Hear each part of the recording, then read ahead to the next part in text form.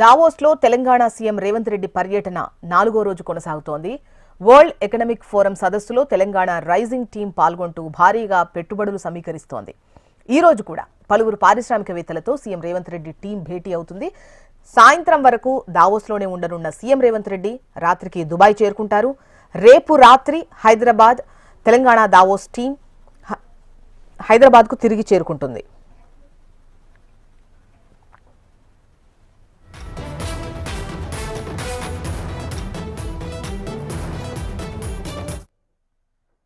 Davos సదస్సులో నిన్న sun petro chemicals తో 45,500 కోట్ల రూపాయలతో భారీ ఒప్పందం జరిగింది.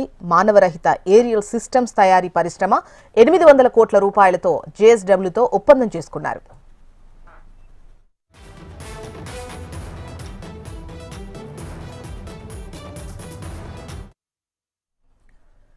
దావోస్లో తెలంగాణ సీఎం రేవంత్ రెడ్డి పర్యటన 4వ రోజు కొనసాగుతోంది. వరల్డ్ ఎకనామిక్ ఫోరం సదస్సులో తెలంగాణ రైజింగ్ టీం పాల్గొంటూ భారీగా పెట్టుబడులు సమీకరిస్తోంది. ఈ రోజు కూడా పలువురు పారిశ్రామికవేత్తలతో సీఎం రేవంత్ రెడ్డి టీం భేటీ అవుతుంది. సాయంత్రం వరకు దావోస్లోనే ఉండనున్న సీఎం రేవంత్ రెడ్డి రాత్రికి దుబాయ్ చేరుకుంటారు. రేపు రాత్రి దావోస్ టీం హైదరాబాద్కు చేరుకుంటుంది. ఇక దావోస్ సదస్సులో నిన్న సన్ పెట్రో కెమికల్స్తో 45,500 కోట్ల రూపాయలతో భారీ ఒప్పందం కుదిరింది. మానవరహిత ఏరియల్ సిస్టమ్స్ తయారీ పరిశ్రమ 800 కోట్ల రూపాయలతో జేఎస్డబ్ల్యూతో ఒప్పందం చేసుకున్నారు. ఓవరాల్గా చెప్పాలంటే 50,000 కోట్లకు పైగా ఈ దావోస్లో ఒప్పందాలు జరిగాయని చెప్పొచ్చు. పలు ఎంఓయూలు కుదుర్చుకున్నారు. ఇవాళ కూడా పలు కంపెనీలతో పారిశ్రామికవేత్తలతో భేటీ ఉంది. పెట్టుబడుల ఆకర్షణీయ ధ్యేయంగా ఈ భేటీలు కూడా కొనసాగబోతున్నాయి. రేపు రాత్రి తిరిగి అంటే దావోస్కు వెళ్లినటువంటి తెలంగాణ బృందం రేపు రాత్రికి తిరిగి హైదరాబాద్ చేరుకుంటుంది.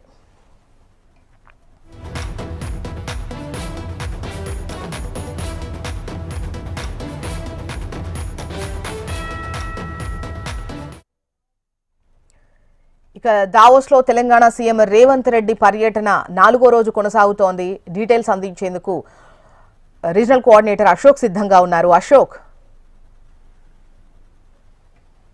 CM Revanth Reddy Telangana rising team Davos లో దూసుకుపోతుంది. ఇప్పటి వరకు గత 3 రోజులుగా దావోస్ లో వరల్డ్ ఎకనామిక్ ఫోరం సదస్సులో పాల్గొంటున్న సీఎం రేవంత్ రెడ్డి బృందం దాదాపు 70,000 కోట్ల రూపాయల పెట్టుబడులను తెలంగాణకు తీసుకొస్తుంది. నిన్న ఏదైతే కీలక ఒప్పందం జరిగింది, ఏదైతే సన్ పెట్రో కెమికల్స్ అధినేతతో సీఎం రేవంత్ రెడ్డి భేటీ అయ్యారు. 45,500 కోట్ల రూపాయలను తెలంగాణలో పెట్టుబడి పెట్టేందుకు ఆ సంస్థ ముందుకు వచ్చింది. దీనికి సంబంధించి ఒప్పందం కూడా పూర్తయింది.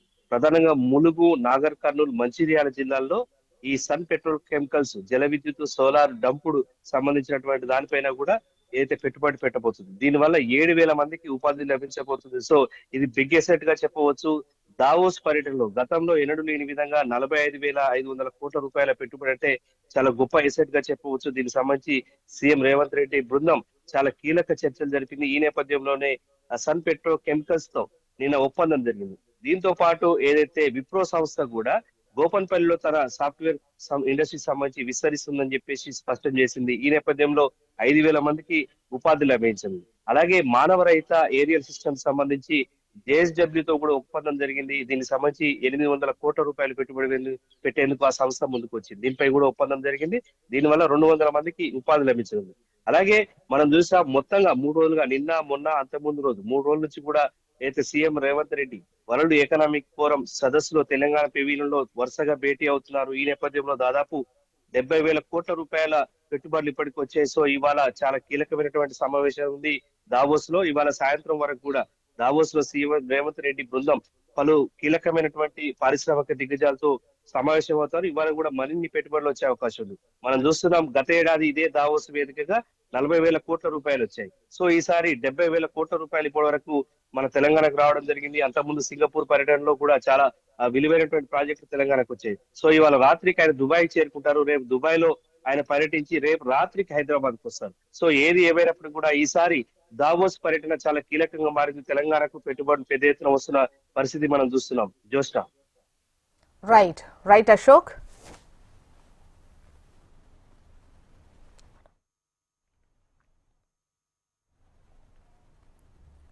అది దావోస్లో జరుగుతున్నటువంటి వరల్డ్ ఎకనామిక్ ఫోరంలో తెలంగాణకు పెట్టుబడులు వెల్లువెత్తుతున్నాయని చెప్పొచ్చు. ఒక్కరోజే నిన్న 56,300 కోట్ల రూపాయల మేరకు ఒప్పందాలు జరిగాయి. ప్రపంచ ఆర్థిక వేదిక సదస్సులో తెలంగాణ నుంచి వెళ్లిన రేవంత్ రెడ్డి బృందం పెట్టుబడులు తేవడంలో సక్సెస్ అయిందని చెప్పొచ్చు. భారీగా పెట్టుబడులను రాష్ట్రానికి తెచ్చేలా ఒప్పందాలు కుదుర్చుకుంది. ఈ ఒప్పందాల ద్వారా తెలంగాణకు చెందిన దాదాపు 11,000 మంది యువతకు ఉపాధి అవకాశాలు లభించే అవకాశాలున్నాయి.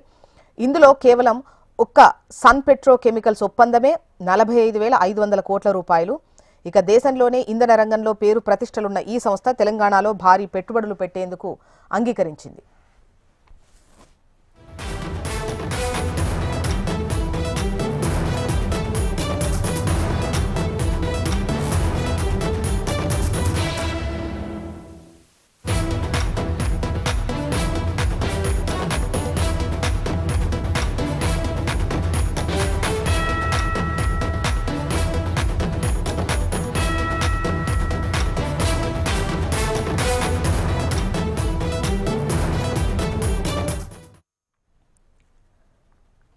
మావోయిస్టుల ఏరివేతే లక్ష్యంగా ఆపరేషన్ కగార్ కొనసాగుతోంది. ఛత్తీస్గఢ్ గరియాబాద్ జిల్లాలో జరిగిన భారీ ఎన్కౌంటర్లో మరో అగ్రనేత Pandanna హతమయ్యాడు. Maoist party DKS JDC సభ్యుడిగా పాండన్న కొనసాగుతున్నాడు. గత రాత్రి 2 మావోయిస్టుల మృతదేహాలు లభ్యమయ్యాయి. మృతుల్లో ఒకరు అగ్రనేత పాండుగా గుర్తించారు. సర్చ్ ఆపరేషన్లో ఛత్తీస్గఢ్, ఒడిశా భద్రతా బలగాలు పాల్గొంటున్నాయి. ఇక డీటెయిల్స్ అందించేందుకు రవికిరణ్ మనకు సిద్ధంగా ఉన్నారు. రవికిరణ్, యాశీల, ఛత్తీస్గఢ్ లో మరోసారి పోలీసులు అయితే దూసుకుపోతున్నారు. గరియాబాద్ జిల్లాలో మరోసారి మావోయిస్టులకు సంబంధించినటువంటి ముఖ్య నేత పాండన్న దండకార్యం ఇన్ఛార్జిగా ఉన్నారు. ఆయన కూడా మృతి చెందినట్టుగా ఇప్పటికే డెడ్ బాడీని అయితే పోలీసులు స్వాధీనం చేసుకున్నారు. గత 3 రోజులుగా గరియాబాద్ జిల్లా వ్యాప్తంగా కూడా పెద్ద ఎత్తున సెర్చ్ ఆపరేషన్ అయితే నడుస్తుంది. ఒరిస్సా ఛత్తీస్గఢ్ బోర్డర్ లో ఉన్నటువంటి ఈ జిల్లాలో ప్రధానంగా మావోయిస్టులకు పెట్టన కోటగా ఉంది. ఈ ప్రాంతంలో పూర్తి స్థాయిలో ఆధిపత్యం అయితే పోలీసులు చెలాయిస్తున్నారు. 3 రోజులుగా జరుగుతున్నటువంటి ఎన్కౌంటర్ లో దాదాపు 29 మంది వరకు కూడా మావోయిస్టులు మృత్యువాత పడ్డారు. దీంతో పాటుగా సరిహద్దు ప్రాంతాల్లో ఉన్నటువంటి చాలా ప్రాంతాలు మావోయిస్టులు పట్టున్నటువంటి ప్రాంతాలన్నీ కూడా జవాన్లందరూ కూడా చుట్టుముట్టిన పరిస్థితి కనపడుతుంది. అయితే మొన్న ఎన్కౌంటర్ లోంచి తప్పించుకుంటున్న వారు ఇంకా మావోయిస్టుల గాయాలతో చాలా మంది కూడా అటవీ ప్రాంతాల్లో ఉన్న నేపథ్యంలో మరొకసారి దండకారణ్యం అంతా కూడా జల్లెడ పడుతున్నారు. కూంబింగ్ అయితే కంటిన్యూ చేస్తున్నట్టుగా ఇరు రాష్ట్రాలకు సంబంధించినటువంటి పోలీసులు అయితే చెప్తున్నారు. దీంతో పాటుగా సుక్మా అలాగే ఛత్తీస్గఢ్ లో ఉన్నటువంటి కొన్ని ప్రాంతాల్లో మావోయిస్టుల ఆయుధ సామాగ్రికి సంబంధించినటువంటి తయారీ కేంద్రాలను కూడా కనుగొనడం జరుగుతుంది. మొన్న తాలిపేరు నదీ ప్రాంతంలో కనుగొన్నారు. మరొకసారి సుక్మా జిల్లాలో కూడా మావోయిస్టులు ఆయుధాలు తయారు చేసుకున్నటువంటి ప్రాంతాలు అయితే ఒక్కొక్కటిగా కనుగొంటున్న పరిస్థితి అయితే కనపడుతుంది. దీంతో మావోయిస్టులకు దెబ్బ మీద దెబ్బగా తగులుతుంది.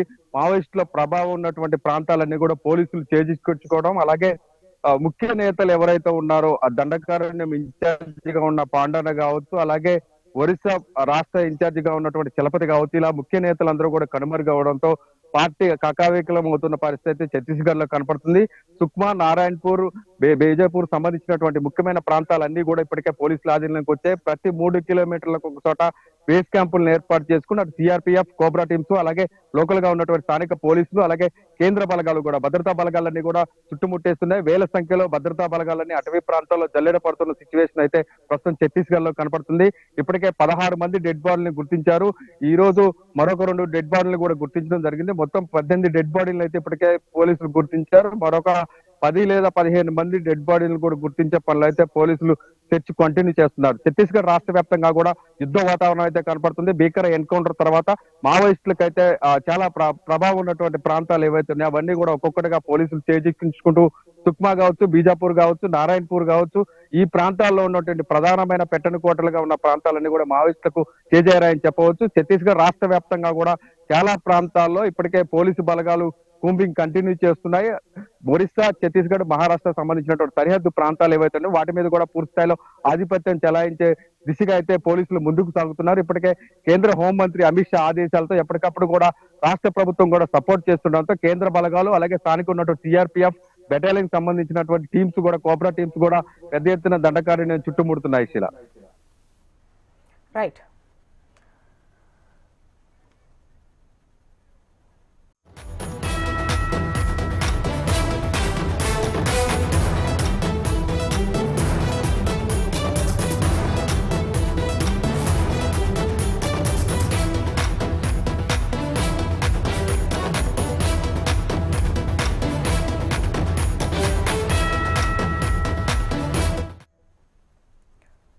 టాలీవుడ్ ప్రముఖుల ఇళ్లపై మూడో రోజు ఐటీ దాడులు కొనసాగుతున్నాయి. ప్రముఖ సినీ సంస్థలు, నిర్మాతలు, డైరెక్టర్స్ ఇళ్లలో ఐటీ అధికారులు సోదాలు నిర్వహిస్తున్నారు. సంక్రాంతి సందర్భంగా విడుదలపై భారీ బడ్జెట్ నిర్మాతల ఇళ్లే టార్గెట్ గా ఈ తనిఖీలైతే జరుగుతున్నాయి. దిల్ రాజు ఇండ్లు, కార్యాలయాల్లో సోదాలు జరుగుతున్నాయి. అలాగే పుష్ప డైరెక్టర్ సుకుమార్ ఇంట్లో రెండో రోజు తనిఖీలు చేస్తున్నారు ఐటీ అధికారులు. అటు పుష్ప 2 నిర్మాత నివాసంలోనూ సోదాలు జరుగుతున్నాయి. నిర్మాత నిక్కంటి శ్రీధర్ అలియాస్ రిలయన్స్ శ్రీధర్ ఇంటితో పాటు ప్రముఖ నిర్మాణ సంస్థ మ్యాంగో కార్యాలయంలోనూ సోదాలు జరుగుతున్నాయి. డీటెయిల్స్ అందించేందుకు అమరేందర్ రెడ్డి సిద్ధంగా ఉన్నారు. అమర్, జోష్న, ప్రముఖ నిర్మాతలే టార్గెట్ గా గత 3 రోజుల నుంచి కూడా ఐటీ అధికారులు అయితే ఇంకా సోదాలు అయితే నిర్వహిస్తున్నారని చెప్పుకోవచ్చు.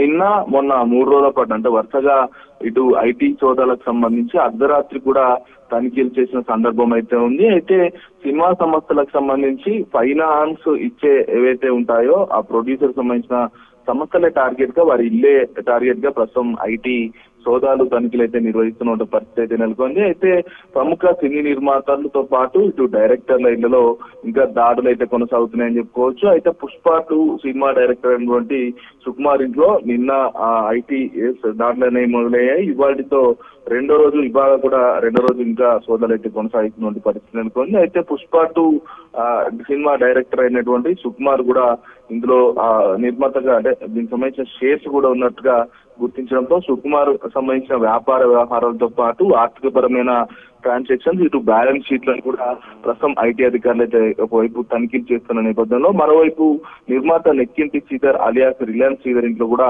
ఇంకా సోదాలు అయితే నిర్వహిస్తున్నారు. అతను చేసినటువంటి సినీ సంబంధించిన సినిమాలు కావచ్చు, వీటన్నిటిపై ఫైనాన్షియల్ అసెట్ ఆధారంగా ప్రస్తుతం ఏదైతే ఆ బ్యాలెన్స్ షీట్ల ప్రస్తుతం వెరిఫై అయితే చేస్తా ఉన్నారు. అయితే ప్రముఖ నిర్మాణ సంస్థ అయినటువంటి ఒకవైపు మ్యాంగో పై కూడా ఇంకా దాడులు 3వ రోజు కూడా కొనసాగుతున్నాయని చెప్పుకోవచ్చు. ఎందుకంటే డిజిటల్ ప్రమోషన్ లో కోట్లాది రూపాయలు సంపాదించినట్లుగా ఇప్పటికే ఐటీ అధికారులు గుర్తించిన నేపథ్యంలో ఆ ప్రమోషన్స్ పైన ఎంత డబ్బులు వచ్చాయి, దానికి సంబంధించిన పన్ను ఎంత చెల్లించారు, మ్యాంగో ఏజెన్సీకి సంబంధించిన ఏదైతే ఉందో అందులో బ్యాలెన్స్ షీట్లను కూడా ప్రస్తుతం ఐటీ అధికారులు గత 3 రోజుల నుంచి కూడా వెరిఫై చేస్తున్నటువంటి పరిస్థితి నేపథ్యంలో ఒకవైపు ఇటీవల అంటే సంక్రాంతి పండుగ నేపథ్యంలో భారీ బడ్జెట్ తో వచ్చినటువంటి సంక్రాంతి పండుగ ముందు పండుగ సమయంలో వచ్చినటువంటి సినిమాలు పుష్ప 2తో పాటు మరోవైపు గేమ్ చేంజర్, సంక్రాంతికి వస్తున్న 3 సినిమాలు కూడా భారీ బడ్జెట్ తో వచ్చాయి. ముఖ్యంగా ఇందులో 2 సినిమాలు గేమ్ చేంజర్ తో పాటు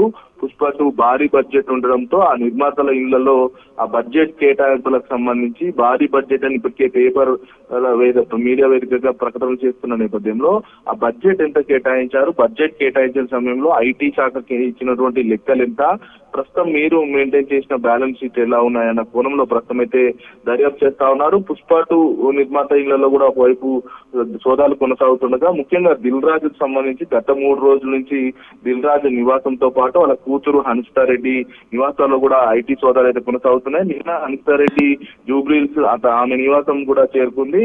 దీంతో ఆమెకు సంబంధించిన డిజిటల్ లాకర్ ను కూడా ఐటీ అధికారులు తెలిసినట్టుగా తెలుస్తుంది. మరోవైపు దిల్ రాజు భార్య అయినటువంటి తేజస్విని ఆమె అకౌంట్స్ తో పాటు ప్రస్తుతం ఆమె బ్యాలెన్స్ షీట్స్, మరోవైపు ఆమె నిర్వహిస్తున్న ఎస్వి బ్యానర్స్ ఆమె నేతృత్వంలో జరుగుతుంది కాబట్టి ఎస్విసి బ్యానర్స్ సంబంధించి ఎన్ని సినిమాలు విడుదలయ్యాయి, వీటన్నిటికి సంబంధించి ఎవరెవరు ఎన్నుకున్నారు, ఓన్లీ తేజస్విని ఉందా, ఆమె సంబంధించిన బ్యాంకు లాకర్ ను కూడా గత 2 రోజుల క్రితం ఆమె బ్యాంకు లాకర్ ను తెరిచి కూడా ప్రస్తుతం కీలకమైన పత్రాలను కూడా స్వాధీనం చేసుకున్న నేపథ్యంలో ఇంకా దిల్ రాజ్ నివాసంలో సోదాలు కంటిన్యూ కొనసాగుతున్నాయని చెప్పుకోవచ్చు. అయితే పుష్ప 2 నిర్మాతకు సంబంధించి ఏర్నేని నవీన్ ఉన్నారు, మరో వ్యక్తి ఇంట్లో కూడా ప్రస్తుతం సోదాలు అయితే ఇంకా కంటిన్యూ అవుతున్నాయి. ఇవాళ సాయంత్రంతో ఐటీ సోదాలు ముగిసే అవకాశం అయితే కనబడుతుంది. ఇప్పటికే నిర్మాతల ఇళ్లలో కీలకమైన పత్రాలను, ఆర్థికపరమైనటువంటి బ్యాంక్ సంబంధించిన బ్యాలెన్స్ షీట్లను 2021 నుంచి ఇప్పటి వరకు ఉన్నటువంటి మొత్తం డేటాను కూడా వెరిఫై చేస్తా ఉన్నారు. వాళ్ళు చేస్తున్న బడ్జెట్ ఎంత, వాళ్ళకు వచ్చిన డబ్బులు ఎంత అన్న కోణంలో వాటన్నిటిపై ఐటీ చెల్లింపులే టార్గెట్ గా ఏదైతే హెచ్చు తగ్గులను భారీగా గుర్తించినట్టుగా తెలుస్తుంది. మరి వీటికి సంబంధించి ఐటీ అధికారులు జరిమానా విధిస్తారనేది తెలుస్తా ఉంది. దీనికి సంబంధించి ఇవాళ సాయంత్రం లోపు ఒక అధికారికంగా ఐటీ అధికార సంబంధించిన సోదాలకు సంబంధించి ఒక క్లారిటీ వచ్చే అవకాశం అయితే కనబడుతుంది. రైట్ అమర్.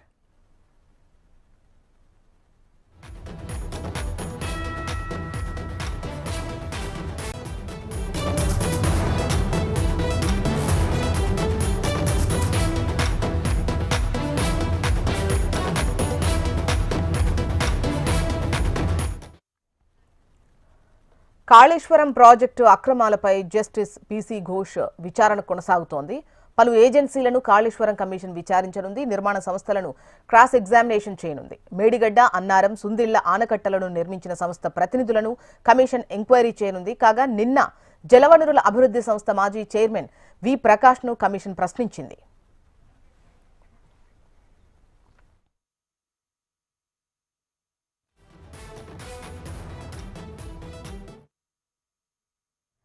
కాళేశ్వరం ప్రాజెక్టు అక్రమాలపై జస్టిస్ పీసీ ఘోష్ విచారణ కొనసాగుతోంది. డీటెయిల్స్ రీజనల్ కోఆర్డినేటర్ అశోక్ అందిస్తారు. అశోక్, జోష్న మనం చూస్తున్నాం కాళేశ్వరం ప్రాజెక్టు సంబంధించి విచారణ జస్టిస్ పీసీ ఘోష్ నిర్వహిస్తున్నారు. మొన్నటి నుంచి కూడా మలిదప్ప విచారణ జరుగుతుంది. మొన్న ఏదైతే ఫైనాన్స్ చీఫ్ సెక్రటరీ రామకృష్ణారావు ఏదైతే ఆర్థిక పరమైనటువంటి అంశాలకు సంబంధించి కాళేశ్వరం జస్టిస్ ముందు ఏదైతే వివరాలు ఇచ్చారో, అలాగే నిన్న జలవనరుల అభివృద్ధి సంస్థ మాజీ చైర్మన్ వి ప్రకాష్ హాజరయ్యారు.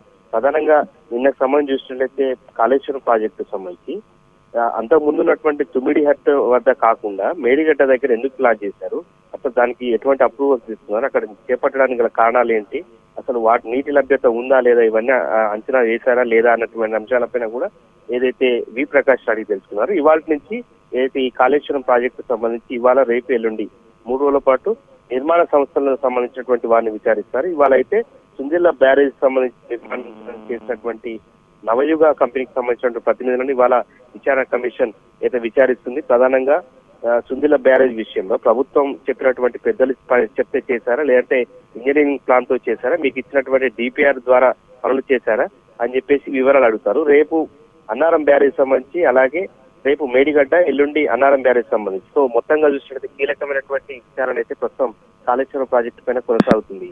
జోష్న. రైట్ అశోక్.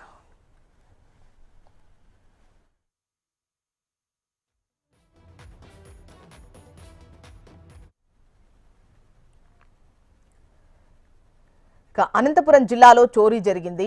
బైపాస్ సమీపంలోని రాజహంస అపార్ట్మెంట్లో 3 ఇళ్లను దొంగలు టార్గెట్ చేశారు. రైతు వెంకట శివారెడ్డి ఇంట్లో నగదును భారీగా ఎత్తుకెళ్లారు. జెన్కో డిఈ శివశంకర్ నాయుడు, రంజిత్ ఇళ్లలోనూ చోరీకి పాల్పడ్డారు. ఇవాళ తెల్లవారుజామున ఈ ఘటన చోటు చేసుకుంది. రంగంలోకి దిగిన క్లూస్ టీం వివరాలు సేకరిస్తోంది.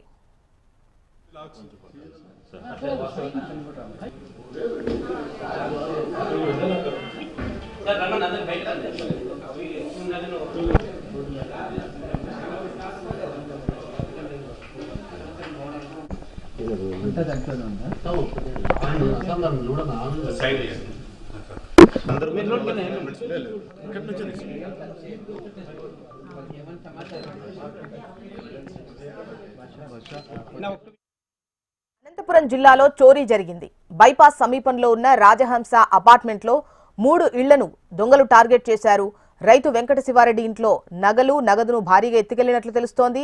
జెన్కో డిఈ శివశంకర్ నాయుడు, రంజిత్ ఇళ్లలోనూ చోరీ జరిగినట్లు తెలుస్తోంది. అయితే ఇవాళ తెల్లవారుజామున ఈ ఘటన జరిగింది.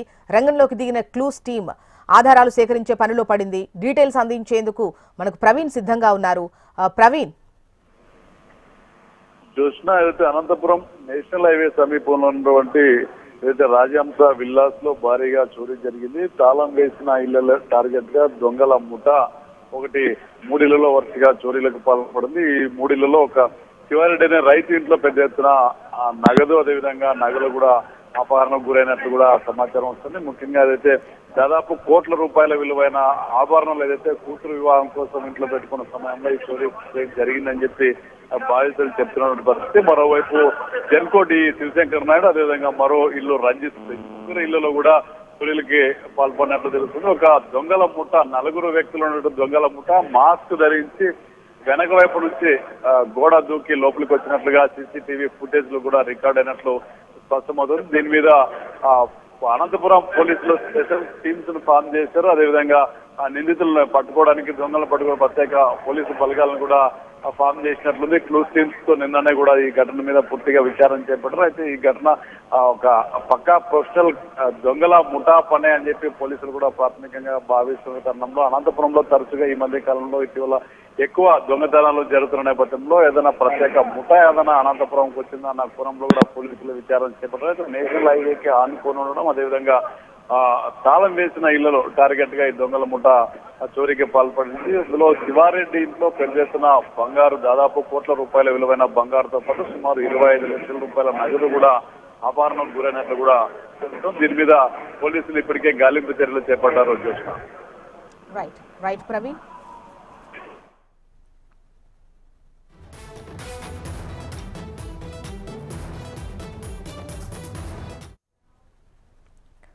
ఇవి బులెటిన్ డీటెయిల్స్. అప్డేట్స్ కోసం చూస్తూనే ఉండండి హెచ్ఎం టీవీ.